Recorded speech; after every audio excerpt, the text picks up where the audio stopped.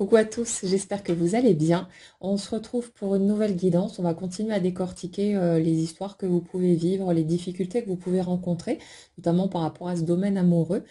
Ça reste du collectif, donc prenez pour chacun ce qui vous parle, ce qui vous aide à mieux comprendre les étapes que vous traversez, à donner du sens peut-être à ces moments pas si faciles que ça, et faites votre petit tri, et puis ce qui ne vous parle pas, ce qui ne correspond pas à votre histoire, vous le laissez tout simplement de côté. Alors, pour la plupart d'entre vous, vous êtes ici parce que vous avez fait une rencontre qui vous a marqué plus que les autres d'avant et qui, d'une façon ou d'une autre, s'est mal passée. Et le truc, c'est qu'il y a cette incompréhension qui reste, cette difficulté aussi pour beaucoup de monde à aller de l'avant, à passer à autre chose, ce côté même quand on va faire des efforts, en quelque sorte, des démarches pour essayer de tourner la page, pour essayer d'avancer, il y a ce côté, malgré les éventuelles opportunités qui peuvent se présenter, j'ai l'impression que bah, les autres rencontres que je peux faire ne sont pas, voilà, elles ne brillent pas plus que ça. Elles restent fades, en fait, par rapport à cette rencontre. Et pour beaucoup, ben, le discours qui revient souvent, c'est cette difficulté vraiment à se positionner malgré l'implication, malgré les tentatives pour faire preuve de lucidité par rapport à la situation, pour ne pas rester dans l'attente, pour aller de l'avant, reconstruire sa vie. Donc il y a tous ces éléments-là qui ressortent. Et le truc, c'est que vous voyez, pour le schéma qu'on retrouve de façon quasi systématique, c'est que pour ceux d'entre vous qui sont en train de m'écouter, la grande majorité se reconnaît dans la première énergie qu'on a l'habitude d'évoquer. Et dans cette énergie, il y a vraiment un émotionnel bouillonnant. Et le truc, c'est que l'une d'entre vous le soulignait dans les commentaires sous la dernière guidance.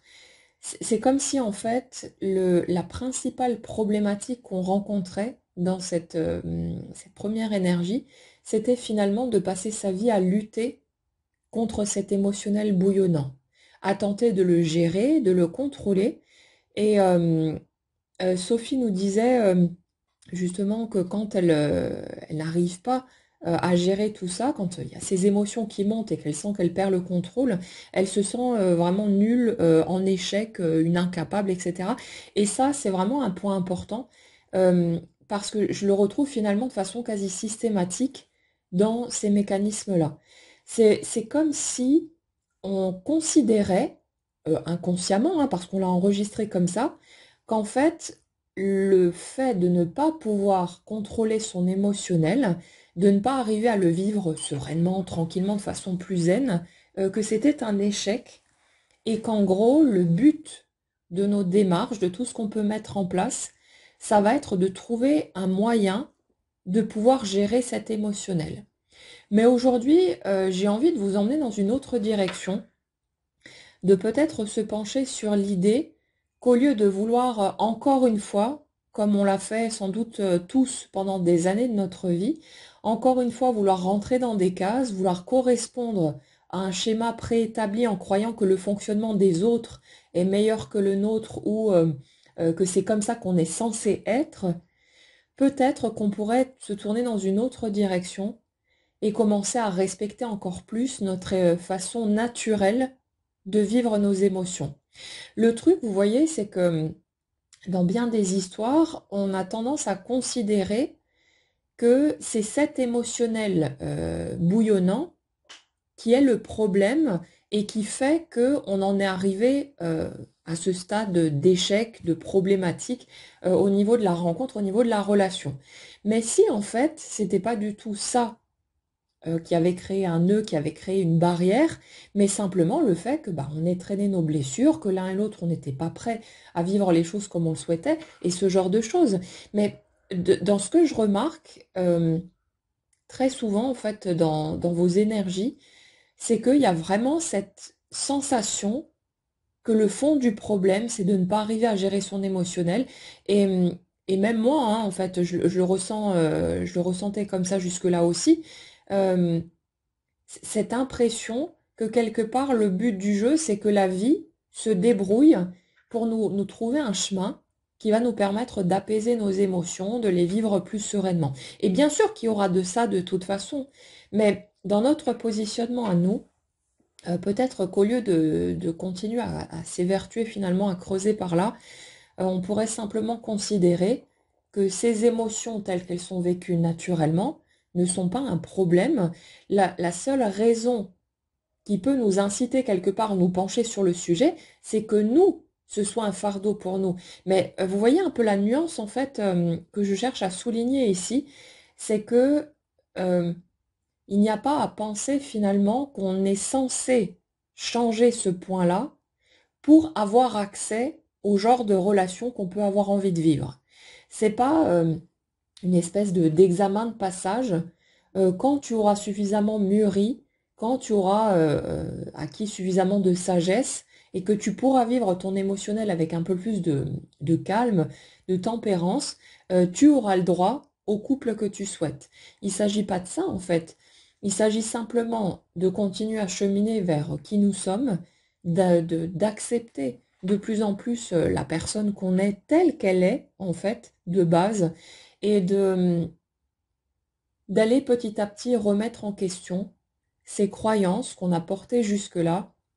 et qui nous ont effectivement fait penser que c'était un échec, que c'était pas bien, que c'était pas acceptable si on n'arrivait pas à juguler cet émotionnel. Le truc, c'est que cet émotionnel bouillonnant, il n'est pas facile à ressentir tous les jours ou dans n'importe quelle situation. Et pour tous ceux d'entre vous qui ont vécu ce type de rencontre marquante, vous avez bien remarqué que c'était pas très confortable d'être confronté à l'autre. Et puis surtout, ben, quand il y a toutes ces peurs qui se soulèvent, quand il y a tous ces éléments qui viennent se confronter à nous, c'est pas forcément très agréable à ressentir. Et le truc, c'est que on peut avoir envie, avoir besoin de prendre du recul par rapport à tout ça et ne pas forcément apprécier cette intensité de haut vol qui serait soutenue en permanence. Donc il y a une part de nous qui peut avoir envie justement de prendre de la distance avec ça, qui peut avoir envie de s'en éloigner. C'est pour ça aussi qu'inconsciemment les circonstances s'organisent pour nous permettre de prendre du recul parce que on est tellement dans la peur quelque part de passer à côté de quelque chose d'essentiel qu'on va bien souvent essayer de forcer le passage au lieu de voir que peut-être c'est un peu trop intense pour nous et que là on aurait besoin de faire quelques pas en arrière pour pouvoir prendre un peu de distance, pour pouvoir souffler, pour pouvoir décortiquer ce qui se passe, essayer de comprendre un petit peu, de donner du sens au lieu d'être en roue libre et d'avoir l'impression de plus rien maîtriser du tout. Mais à côté de ça, euh, il y a vraiment cette subtilité quelque part à aller chercher, de voir ce qu'on fait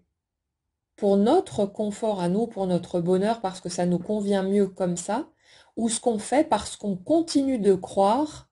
que c'est un problème pour pouvoir vivre sa vie comme on en a envie, pour pouvoir accéder à ce qu'on souhaite, et ainsi de suite. Donc ça, c'est un point qui me semble vraiment essentiel, euh, parce que c'est vrai qu'il y a énormément de gens qui ont grandi finalement avec cette croyance, parce qu'on s'est retrouvé dans un système familial, la plupart du temps, qui ne comprenait pas notre façon de ressentir les choses, cette intensité, ce bouillonnement au niveau des émotions, et qui a quelque part tout fait pour l'atténuer, en tout cas, voire pour l'éliminer complètement. C'était toujours, bon, les remarques qui n'étaient pas dans le but de nuire ou quoi que ce soit, mais on se les est prises malgré tout.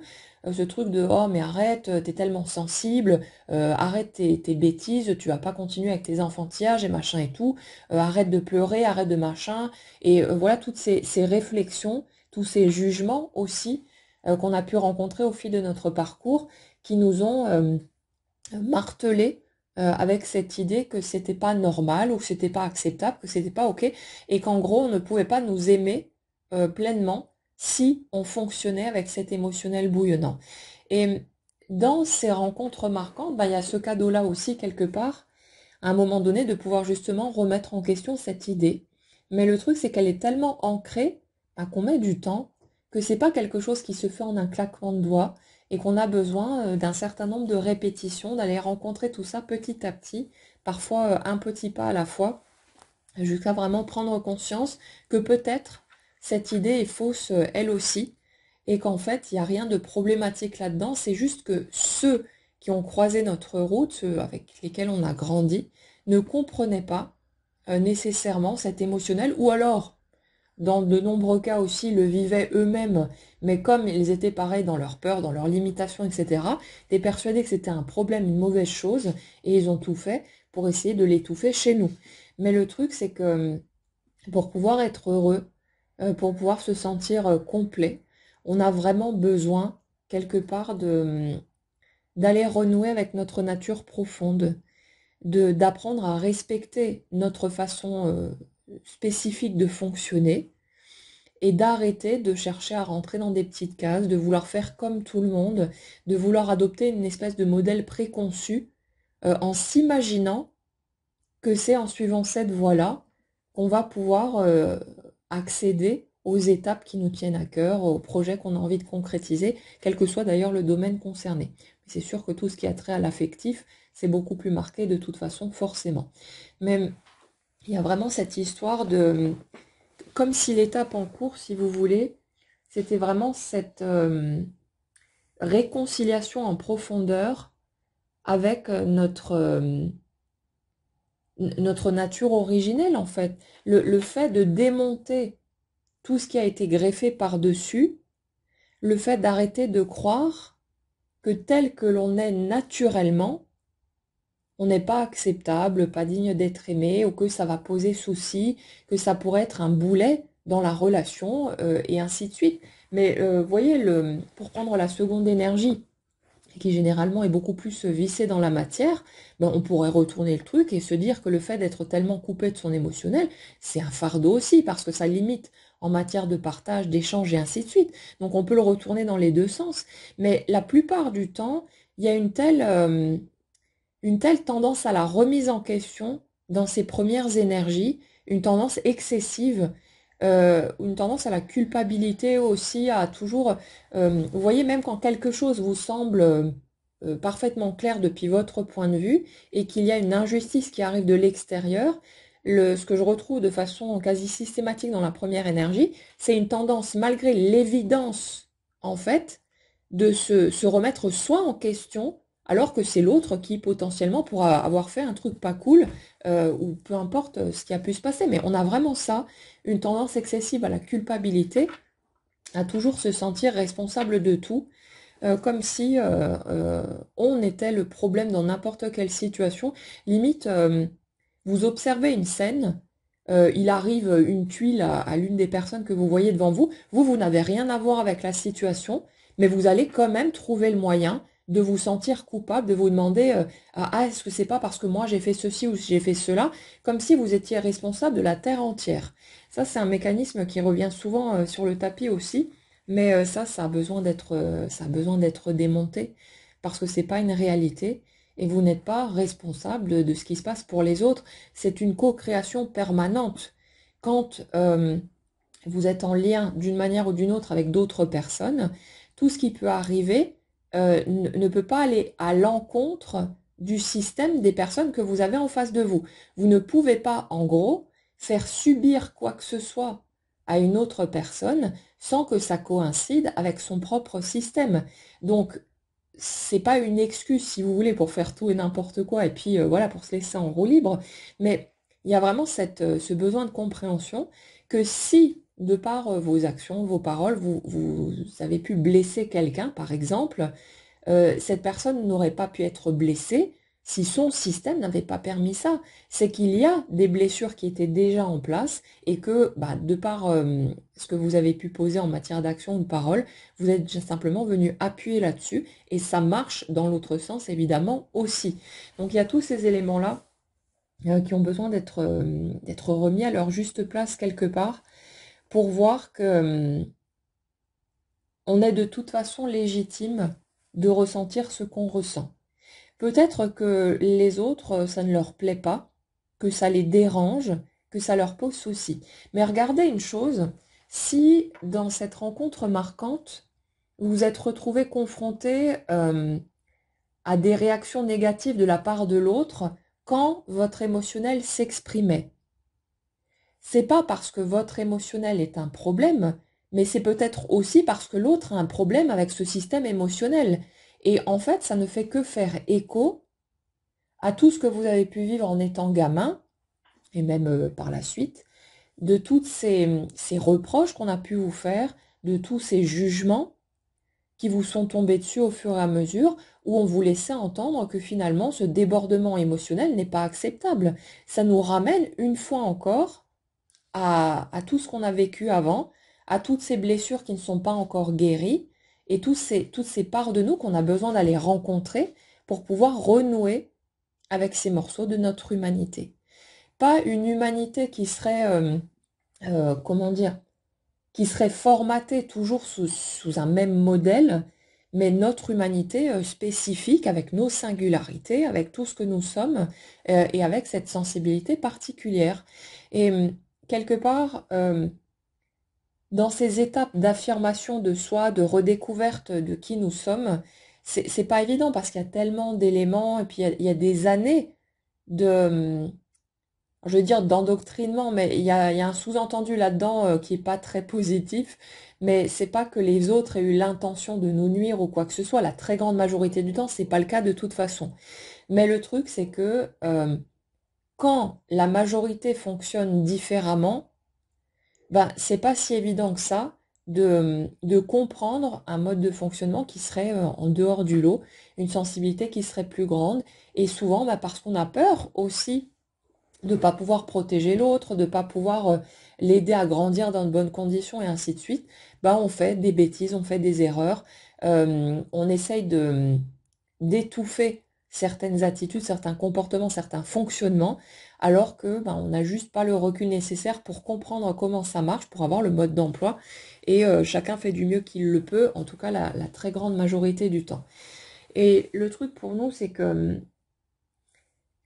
il y a vraiment ce besoin de comprendre qu'on peut rentrer dans notre authenticité, dans ces débordements émotionnels, dans ce fait de vivre les choses très intensément, sans pour autant nous sentir mal à l'aise par rapport à ça. Alors bien sûr, c'est pas confortable, ça demande du temps, parce qu'on a tellement pris l'habitude d'apprendre à se contrôler pour tenter d'esquiver les jugements, les reproches et ainsi de suite, et pour tenter d'être aimé tout simplement par les autres, que oui, effectivement, pendant un temps, on peut se sentir en échec à chaque fois bah, que notre émotionnel va prendre le dessus. Mais ce que je vous dirais aussi, c'est qu'à force d'être dans la retenue, à force d'être dans le contrôle, bah, au bout d'un moment, on n'en peut plus. Et quelque part, l'une des portes offertes par ce type de rencontre, c'est aussi de venir nous toucher tellement fort au niveau de l'émotionnel que ça devient tout bonnement impossible de continuer à se contrôler. Quand c'était des situations lambda, des situations plus ou moins anodines, qui certes pouvaient nous toucher, mais voilà, pas plus que ça, on arrivait à garder le contrôle. Bah là, il n'y a rien qui chahute de trop, il y a des choses qui vont nous piquer, mais on se braque directement, on referme la porte, on verrouille tout. On a appris à se protéger, on a appris à construire ces mécanismes de défense au fur et à mesure pour ne plus ressentir ce que ça nous fait d'être jugé, rabaissé, critiqué, de se sentir rejeté et ainsi de suite. Mais le truc, c'est que ça fonctionne durant un temps, on en a besoin durant un certain temps, c'est normal, mais au bout d'un moment, on se coupe en fait de ce qui nous rend, ce qui nous permet de nous sentir vivants. Et personne n'a envie de vivre sa vie en ayant l'impression d'être mort à l'intérieur. Et le truc, c'est que comme c'est très difficile d'ouvrir la porte par soi-même, volontairement, hein, pour se dire, allez hop, je vais aller me confronter à mes émotions, je vais aller faire cette ouverture pour pouvoir me sentir vivant à nouveau, ben, on n'est pas capable de faire ça parce qu'on a eu trop mal, parce qu'on a été blessé trop souvent, parce que ça a été beaucoup trop inconfortable et qu'on a un peu l'impression de ne pas avoir de solution, de ne pas trouver d'issue, de pas savoir comment faire en fait pour que ce soit qu'on puisse aussi profiter des moments agréables, qu'on apprenne à trouver un équilibre là-dedans quelque part. Donc comme on ne peut pas le faire directement de façon consciente, parce que c'est beaucoup trop délicat, ben, c'est notre énergie qui prend le relais, parce que notre quotidien, notre matière ne fait qu'exprimer finalement ce qu'on porte au niveau de notre énergie. Et il se produit par l'extérieur les seules circonstances quelque part qui peuvent nous déloger de notre planque où on allait de toute façon se réfugier dès qu'il y avait le moindre petit chahut émotionnel. Et là, quelque part, ces rencontres marquantes, ben, dans ce que j'ai pu constater chez la plupart d'entre vous, c'est que il y a ce côté d'avoir toujours espéré quelque chose de cette nature-là, d'avoir toujours aspiré à trouver l'amour. Et généralement, c'est ce domaine qui est quelque part le seul indispensable. On a tendance à être beaucoup plus détaché, beaucoup plus zen par rapport à tous les autres aspects. Et justement, ces aspects-là, généralement, ça roule plutôt bien. En tout cas, les portes s'ouvrent beaucoup plus facilement. Mais il y a cette pression immense par rapport au domaine amoureux, une attente de toujours, comme si ça avait été l'éternelle rêverie, et que déjà, bah, depuis tout gosse, il y avait eu cet espoir de rencontrer un jour la personne, la perle rare, qui allait nous permettre de vivre ce sentiment d'unité en étant en lien avec un autre humain. Ça s'est posé aussi sur toutes les fois on a pu se sentir pas accepté, pas forcément aimé ou pas comme on en aurait eu besoin, tous ces trucs-là. Et il y a cette recherche permanente de fusion quelque part avec un autre être vivant, ce qu'on ne trouve pas en fait dans nos rapports avec les autres pendant longtemps, parce qu'on se sent décalé, parce qu'on se sent à part, parce qu'on n'arrive pas à trouver notre place et tout ce qui s'ensuit. Donc, pour la plupart, il y a eu cette attente de toujours finalement par rapport à cette grande histoire d'amour tant espérée, tant rêvée, tant imaginée aussi et idéalisée bien souvent également. Et il y a ce côté irrésistible en fait par rapport à cette histoire. Quand vous vous êtes positionné de cette façon-là durant toute votre vie, et qu'on vous met sous le nez quelqu'un qui vient déclencher chez vous ce que vous avez toujours espéré ressentir, il n'y a aucun moyen que vous détourniez le regard et que vous disiez non, c'est bon, merci, j'en veux pas. Vous foncez automatiquement dans le tas. C'est vraiment, c'est comme si vous déposez un steak devant un chien. Jamais de la vie il va se détourner en mode non, c'est bon, j'en ai pas envie pour le moment. C'est juste irrésistible. On va foncer dans le tas. Et c'est tout à fait normal. Et quelque part, justement, parce que pour la plupart d'entre nous, au moment où cette rencontre se fait, il y a vraiment ce ras-le-bol, cette lassitude, cette impossibilité de continuer à rester en mode off au niveau des émotions. Nous, on se débat comme on peut, on fait avec les moyens du bord pour essayer de ne pas être blessé, heurté, parce qu'on se rend très vite compte, mine de rien, qu'un moindre petit grain de sable vient nous percuter comme si c'était une boule de bowling qu'on nous envoie en pleine tête, ou en plein cœur plutôt. Mais il y a vraiment ce truc de j'ai tellement pris l'habitude, j'ai tellement le réflexe quelque part de me carapacer, de me blinder dès que quelque chose est susceptible de venir titiller mon émotionnel, que je n'arrive plus à ouvrir cette porte, à me sentir tranquille. Il y a ce côté éternelle méfiance par rapport aux autres humains, ce côté aussi lassé de voir de quoi l'humain est capable, de cette incompréhension par rapport au monde dans lequel on vit. Comment ça se fait que les gens s'entretuent, se déchirent entre eux en permanence, se font du mal, sont aussi blessants. Et il y a ce côté, mais où est-ce que j'ai atterri? Je me sens pas du tout à ma place là-dedans. Il est où, on va dire mon monde de bisounours, mais c'est pas péjoratif dans ce que j'exprime là. C'est ce côté où elle est la douceur, la connexion avec les autres, la simplicité, l'authenticité. Où est-ce que c'est? Parce qu'on voit constamment autour de nous, en grandissant, bah, de l'hypocrisie un peu partout, des masques, des façades. Et ben on essaye tant bien que mal de s'adapter à ce monde, donc on mime hein, finalement ce qu'on observe autour de nous. Mais il y a ce côté, mais j'ai pas envie de vivre de cette façon-là. J'ai pas envie d'évoluer avec ces codes qui ne me correspondent pas. Il y a cette recherche d'authenticité, de connexion, de partage. Voilà ce côté fusionnel quelque part qu'on recherche avec les autres êtres vivants et qu'on va beaucoup plus facilement trouver avec nos animaux qu'avec d'autres humains.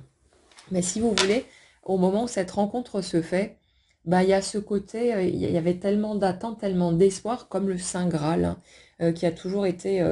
projeté. Et là, du coup, ben, quand la rencontre arrive, c'est totalement impossible de ne pas foncer dans le tas. Et là, quelque part, ça répond aussi, entre autres, à cet appel intérieur de reconnecter avec ce côté vivant. Et si vous observez ce que vous avez pu ressentir quand vous avez rencontré cette personne, ben le truc c'est que vous remarquerez sans doute que vous ne vous êtes jamais senti aussi vivant de toute votre vie et qu'il y a ce côté vraiment intense qui vous fait planer à 100 000 directement, qui vous reconnecte plein pot avec cet émotionnel qui était comme anesthésié pendant un certain temps, sans doute des années de vie. Et il y a ce côté de reconnecter brutalement avec la vie. Et forcément, bah, on en veut plus. C'est comme de la drogue, hein, finalement. Mais il y a ce côté, je ne peux pas m'empêcher de vouloir maintenir cette connexion. Et c'est pour ça aussi que pour notre première énergie, il y a cette tendance à vouloir harponner l'autre à tout prix, ce qui n'est pas mal intentionné, ce qui n'est pas dans un but d'être envahissant ou quoi que ce soit. Mais il y a ce côté, je peux pas me passer de ça. Ça fait tellement du bien, c'est tellement réconfortant après tout ce qui a été traversé, cette absence de stimulation émotionnelle, parce qu'on était tout le temps en mode protection, bah, qu'il y a cette envie, ce besoin d'être tout le temps au contact de l'autre et de vouloir aller beaucoup plus loin, si vous voulez, dans le contact aussi. Et forcément, bah, le contact qui permet plus de proximité, c'est le couple, inévitablement. Donc il y a tout ce côté de recherche permanente de la présence de l'autre. Et quand ça commence à cafouiller parce que l'autre est dans ses barrières, l'autre ne gère pas son émotionnel, et le miroir que vous représentez est très perturbant, parce qu'à la fois il y a ce bien-être, il y a aussi cette connexion, ce côté agréable, cette reconnaissance de soi en l'autre, tous ces aspects qui font vachement du bien. Mais quand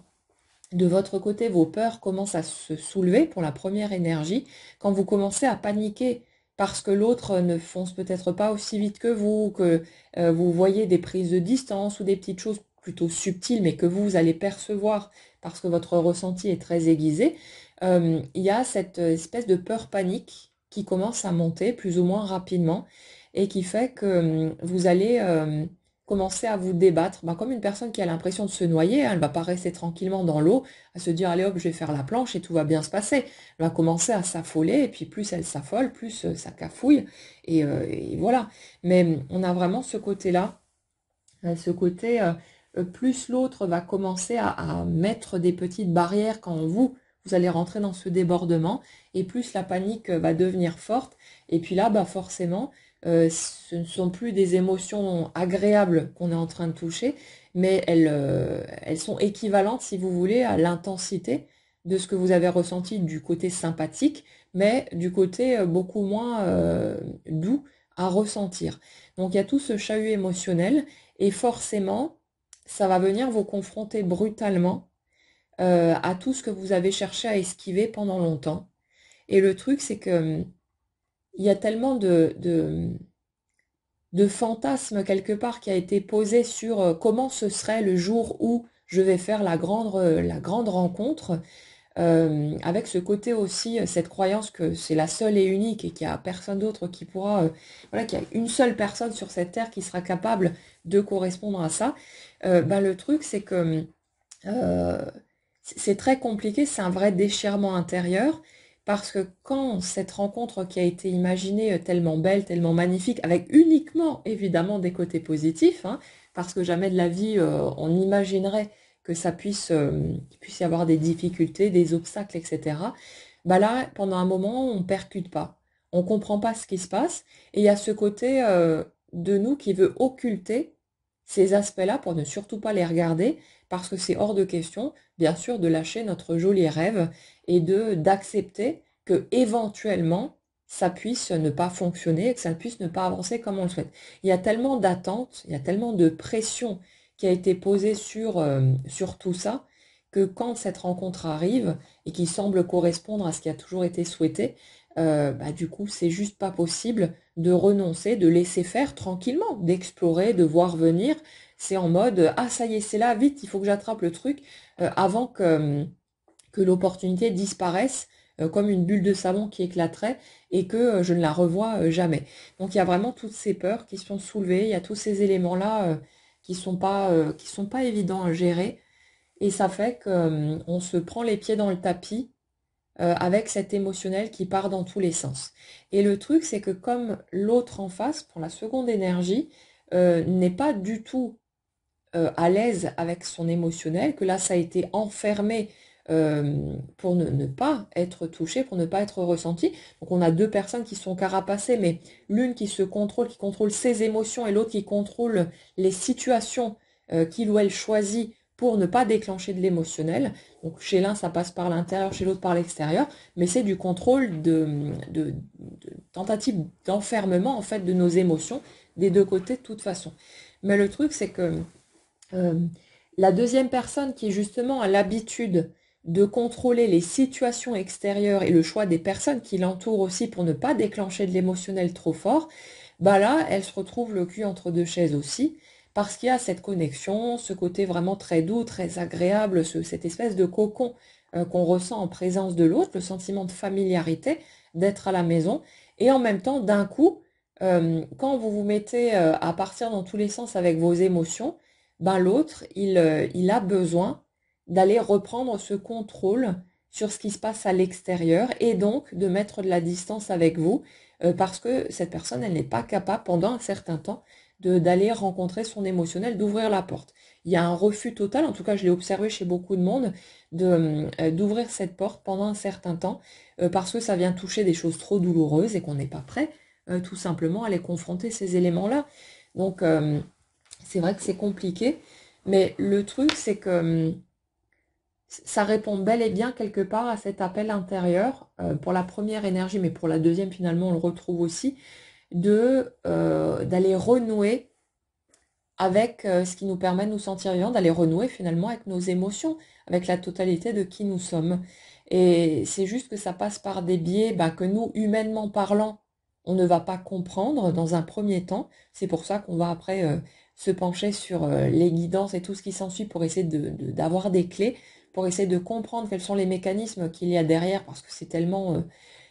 chahutant, c'est tellement perturbant que pour la première énergie qui est constamment dans la cogitation, dans l'analyse, dans voilà, ce côté très minutieux à essayer de comprendre le mode d'emploi de la vie pour essayer d'éviter, encore une fois, d'être pris au dépourvu et d'être chahuté par des émotions trop fortes, bah, il y a ce côté, ce besoin d'avoir des réponses, d'avoir des compréhensions, de pouvoir donner du sens et que ça ne ressemble pas juste à un coup de pas de bol horrible qui viendrait nous tomber dessus comme ça alors que on avait l'impression de nager dans un beau rêve qui prenait enfin forme et puis d'un coup ça se transforme en cauchemar horrible. Donc il y a tous ces aspects-là qui sont à prendre en ligne de compte. Mais le truc c'est que euh, mine de rien, au fil des étapes qui vont prendre forme, on va quelque part être obligé d'aller rencontrer nos émotions, d'aller apprivoiser ce mode de fonctionnement et jusqu'à se rendre compte bah, qu'en fait on est totalement légitime dans notre façon naturelle de fonctionner et que quelque part on a cru jusque-là pendant des années, pendant toute notre vie, que c'était pas normal, que c'était à nous en fait de faire quelque chose par rapport à ces émotions pour faire en sorte de rentrer dans les cases de la société, des codes des autres, et ainsi de suite. Alors que non, en fait, on peut bien sûr faire des choix dans notre vie parce que ça nous plaît pas d'être chahuté en permanence et on va peut-être limiter les contacts, par exemple, avec les autres humains. Généralement la plupart du temps ce qu'on fait. La première énergie est souvent assez solitaire. Elle aime bien s'entourer de peu de personnes. Un petit cocon, voilà, de quelques perles rares avec qui il va y avoir une belle entente, une belle osmose, un sentiment de sécurité. Mais c'est vrai que j'ai pas vu grand monde dans ce type d'énergie qui apprécie les bains de foule. Après, ça peut arriver aussi, ma foi, hein, mais dans le type d'énergie sur lequel on est là, c'est pas nécessairement le cas. Mais le truc, c'est que il va vraiment y avoir ces étapes, finalement, qui nous permettent à un moment donné de ne pas pouvoir esquiver notre émotionnel. Et justement, les difficultés qui sont rencontrées face à l'autre, face à la relation qui n'évolue pas comme on l'espérait, face aux anciens modes de fonctionnement qui ne prennent plus dans ce type de relation, mais tout répond à notre souhait le plus cher, finalement, de pouvoir aller vers de l'authenticité, de pouvoir oser à un moment donné, être pleinement soi-même et d'arrêter de se sentir obligé, de se brider, de se limiter pour rentrer dans les cases des autres ou pour mériter les cadeaux de la vie. Parce que pendant longtemps, c'est ça, on croit que la façon dont on fonctionne naturellement n'est pas normale, n'est pas voilà, et on pense que c'est un problème et que du coup, ça ne nous permet pas en fait en restant comme ça, d'accéder à ce qu'on souhaite, de réaliser nos rêves, de concrétiser ce qui nous tient à cœur. Mais finalement, le problème, c'est pas celui-là,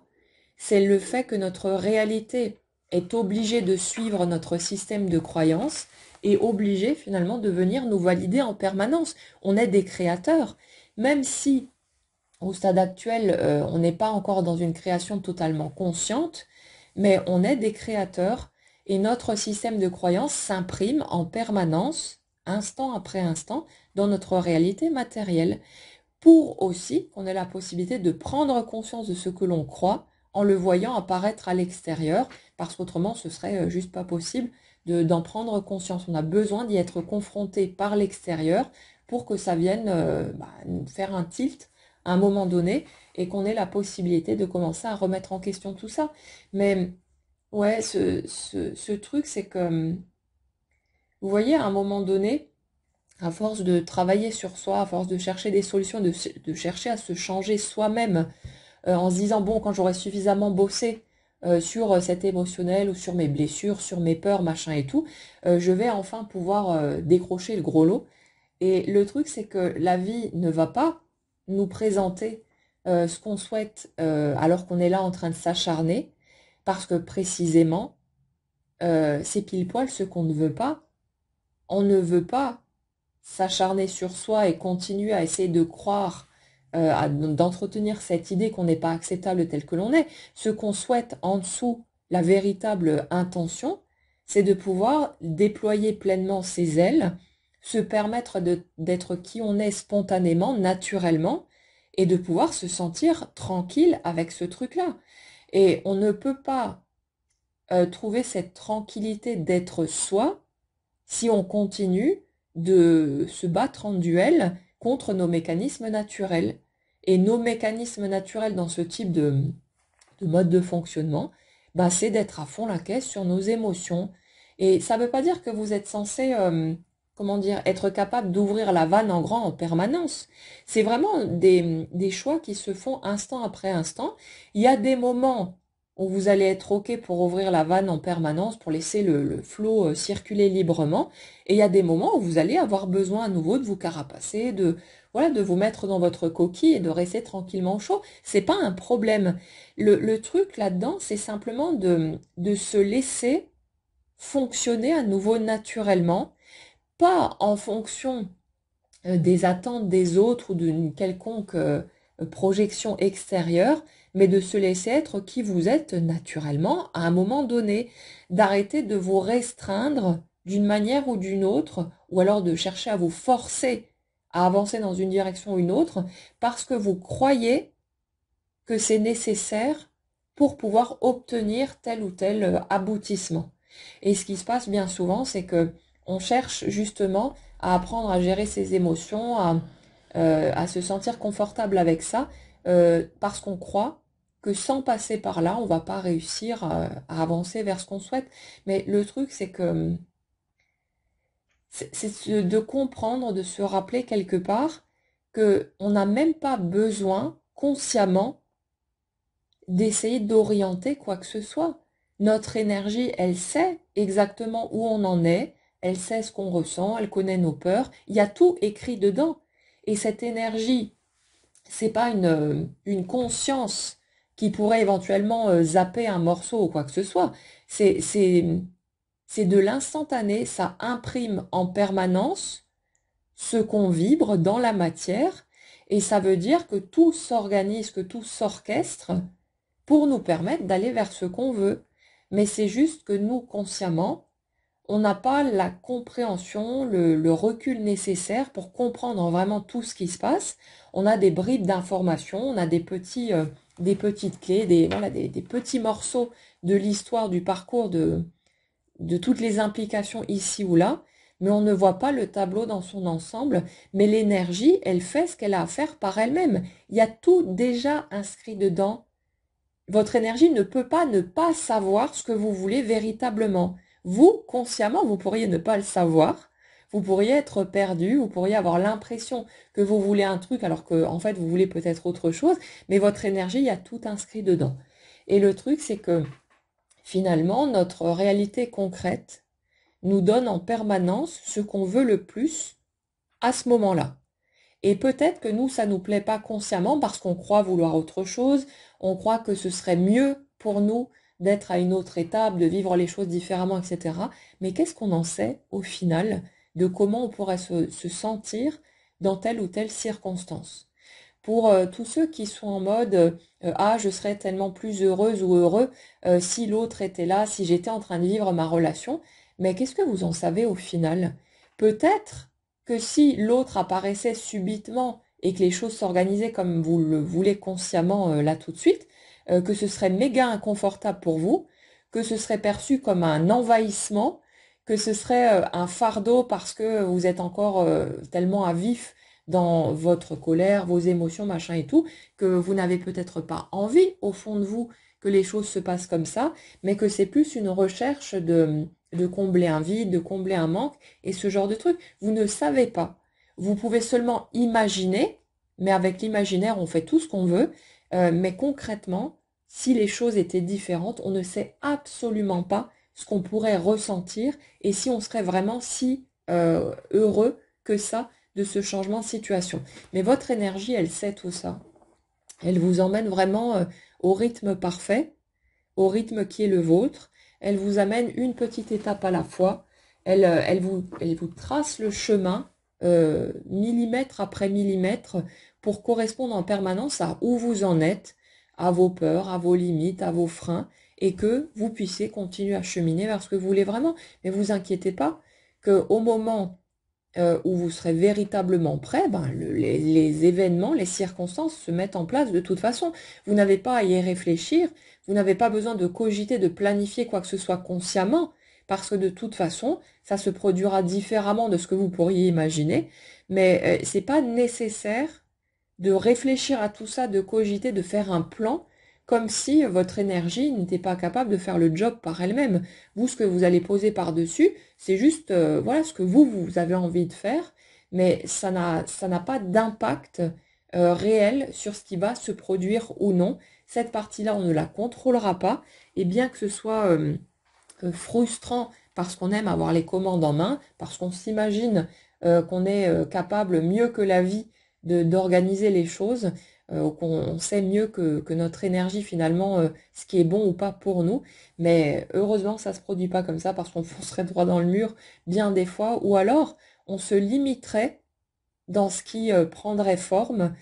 parce que on se contenterait quelque part de ce qui nous semble accessible à ce moment-là, alors qu'en fait ça peut être beaucoup plus vaste, beaucoup plus grand et nous rendre bien plus heureux aussi le moment venu. Donc bien sûr que c'est pas évident, c'est pas simple du tout de laisser les choses se faire, de voilà, de d'être dans ce lâcher prise, mais tout ce qu'on peut faire, c'est renouer avec notre vie, avancer pour nous, faire du mieux qu'on peut avec ce qui est déjà entre nos mains et laisser les choses se faire, mais il n'y a pas de forcing possible, mais ça on l'intègre tout naturellement, à force d'essayer de forcer le passage et de se ramasser juste derrière, à un moment donné on finit par se rendre compte que ah ouais mais en fait je peux forcer, je peux essayer de forcer comme je veux, je me prends des murs dans la tronche à répétition, et là il y a une part de nous qui se dit bon peut-être qu'on pourrait lâcher un petit peu la bride et laisser les choses se faire et ça finit par s'intégrer de toute façon, donc pas d'inquiétude pour ça. Mais ouais,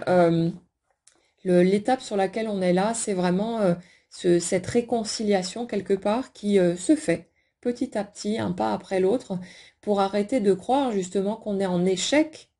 quand on n'arrive pas à contrôler son émotionnel. C'est pas un échec, c'est juste que notre émotionnel est bouillonnant, qu'il fonctionne à sa manière, et que c'est pas un problème, que c'est pas cet émotionnel bouillonnant, pardon, qui a fait fuir l'autre, alors que si vous aviez été capable de vous contenir, l'autre n'aurait pas fui. Non, non, vous avez juste les circonstances qui se sont organisées pour suivre votre énergie. Et quelque part, c'est vous, si vous regardez bien, qui aviez peur de cet émotionnel bouillonnant parce que vous étiez en train de le juger, parce que vous avez appris depuis tout gosse qu'on est censé se contenir, se carapacer, ne pas laisser tout ça déborder, que c'est pas bien, qu'on n'est pas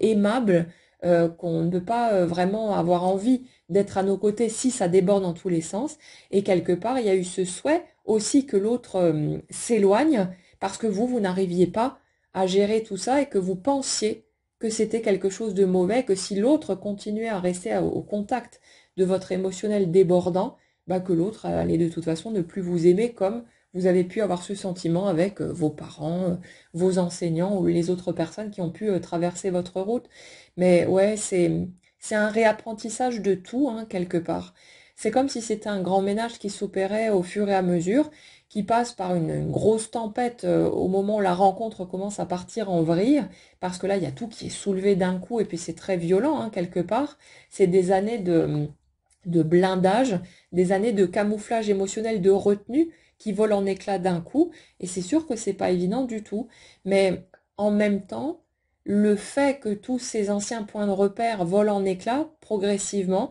bah, ça vous permet de vous reconstruire mais à partir de vos propres règles, d'aller à votre propre rencontre, de finir à un moment donné par vous rendre compte que tel que vous êtes naturellement, vous avez toujours été totalement acceptable et que c'est pas parce que d'autres ne vous ont pas compris ou ont essayé de vous restreindre en fonction de leurs propres peurs et de leurs propres limites qu'ils avaient raison de procéder de cette façon-là. C'est juste qu'ils n'avaient pas les connaissances ou le recul nécessaire pour pouvoir vous accompagner de la bonne façon. Et l'opportunité quelque part qui bah, nous est offerte dans ce type de rencontre, c'est aussi de pouvoir aller se réconcilier avec notre nature originelle, de renouer vraiment avec notre élan naturel, de déconstruire toutes ces croyances à la con qu'on s'est trimballées pendant des années qui nous ont fait croire qu'on devait changer, qu'on n'était pas assez bien, pas suffisant tel que l'on est naturellement, que ça c'était pas gérable et que forcément ça allait être un fardeau, etc. On a besoin de démonter tout ça, de repartir sur du neuf et forcément ça ne se fait pas en un claquement de doigts, c'est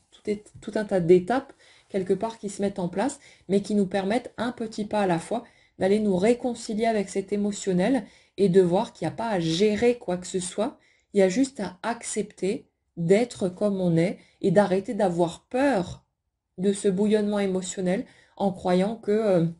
il pourrait être un obstacle au fait de vivre une belle relation de couple ou quoi que ce soit d'autre, hein. Peu importe les expériences qu'on souhaite atteindre, mais c'est sûr que c'est au niveau relationnel, bien sûr, que ça nous inquiète le plus, mais c'est ça, c'est de voir que ouais, on est comme ça, et que même si nous, ça nous a posé souci pendant un certain temps, parce que peut-être qu'on en avait ras-le-bol de pleurer pour un rien, ou de voilà, d'être aussi à vif, c'est pas pour autant que ça poserait souci à d'autres personnes. Il y a des tas de gens qui vivent avec des hyper émotifs et qui gèrent parfaitement bien la situation, pour qui c'est vraiment pas un problème. Et il n'y a pas de raison, mais ça c'est ancré quelque part dans le système de croyance de beaucoup de gens, que c'est un fardeau et qu'il faut apprendre à se contenir, à se camoufler au niveau de ses émotions pour ne pas être un poids pour les autres. Mais non, c'est nous qui avons pu considérer ça comme un fardeau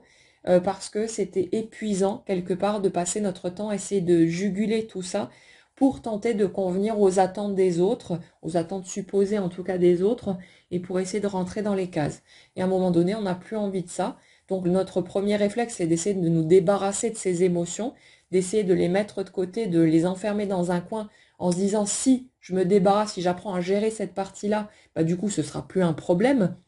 Mais en fait, c'est une mauvaise piste quelque part à suivre, même si on a généralement besoin de passer par là pour trouver après une voie différente. Mais le truc, c'est vraiment, c'est pas de chercher à rejeter, c'est pas de chercher à contrôler, mais c'est de se laisser être qui nous sommes naturellement et d'apprendre à renouer avec cette nature spontanée. Et ça s'organise de toute façon au fil des expériences de la vie pour nous permettre de trouver la sérénité, la paix avec qui nous sommes et de se lâcher la grappe tout simplement avec ce bouillonnement émotionnel qui a le droit d'être là et qui est notre fonctionnement naturel et qui n'a pas à être modifié ou étouffé pour ne pas déranger qui que ce soit d'autre. Voilà pour les éléments que j'avais envie de partager avec vous aujourd'hui. J'espère qu'ils pourront aider certaines personnes parmi vous à se sentir peut-être un peu plus zen avec ce qui se passe, avec les étapes en cours aussi, et à voir qu'en fait la lutte, elle n'a pas lieu d'être, que c'est pas contre vous-même que vous êtes censé vous battre, c'est plutôt le fait d'ouvrir les bras, vous dire bah voilà qui je suis, et c'est à prendre ou à laisser, mais moi, je ne me laisserai plus de côté. Moi, je vais me prendre par la main avec tout ce qui compose ma façon de fonctionner. Je vais respecter ces émotions, cette façon qu'elles ont de s'exprimer et arrêter de croire que je suis censée rentrer dans certaines cases pour être digne d'amour et pour pouvoir vivre les expériences que j'ai envie de vivre. Elles ont en fait toujours été accessibles, mais c'est juste qu'on s'est trimballé avec toutes ces croyances qui disaient que non, et que notre réalité est obligée d'imprimer dans la matière l'énergie qu'on porte, et dans l'énergie qu'on porte, il y a toutes ces croyances qui se démontent du coup au fur et à mesure, mais grâce finalement à notre lassitude, notre souffrance, notre ras-le-bol, c'est là que généralement on ose mettre le coup de pied où il faut, et faire en sorte que ça s'arrête, qu'on arrête de tourner en rond avec ces croyances-là qui ne nous apportent rien et voilà, qui à un moment donné ont besoin de voler en éclats pour nous laisser libres d'aller vivre ce qu'on souhaite. N'hésitez pas à partager dans les commentaires ce qui résonne avec votre propre parcours, avec les étapes où vous en êtes, les prises de conscience qui sont peut-être les vôtres aussi. C'est toujours intéressant. Et puis comme aujourd'hui, ça ouvre des pistes aussi à les creuser pour amener d'autres clés de compréhension pour tout le monde. Puis n'hésitez pas à partager les avancées concrètes qui sont peut-être les vôtres aussi. Ça fait toujours du bien à ceux pour qui ça ne bouge pas pour le moment. Donc voilà, voilà. Passez une excellente journée, prenez bien soin de vous et on se retrouve très vite.